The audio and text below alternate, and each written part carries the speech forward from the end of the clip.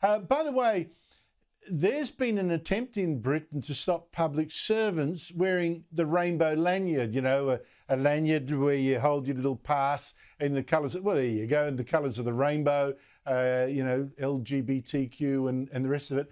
It's a charge actually led by this minister without portfolio that I don't really know much about.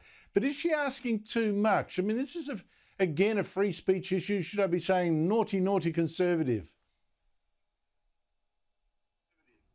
Well, it's a tricky one, really. So this is Esther McVey, who is the informally known as the Minister for Common Sense, which, after 14 years of Conservative rule, if you, right at the end of that, need to impose a Minister for Common Sense, it implies that maybe you've not been particularly Conservative throughout the course of those 14 years. But we can leave that at the door, Andrew. So Esther McVey wants to get rid of the rainbow lanyards because she says it's more of a political statement and the civil service is far too political. She's right. They are far too political. They're taking the government to court over the Rwanda scheme. They threatened to go on strike over pay. I mean, it is non-stop political activism from within our civil service. The big problem, though, is that the actual cabinet of this country, so a table full of Conservatives, cannot decide whether or not this is a good idea. So the whole thing doesn't really matter anyway, because the actual governments can't decide whether or not the Minister for Common Sense should impose something that people think is common sense. And, you know, we're witnessing the fall of Rome, Andrew.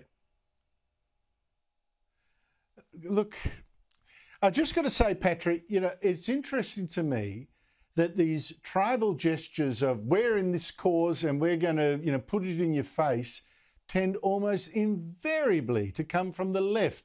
And I do think that says something about that mentality that I think you said, the hive mentality. I think that's what we're looking at here. Patrick Christys, always great to talk to you. See you next week.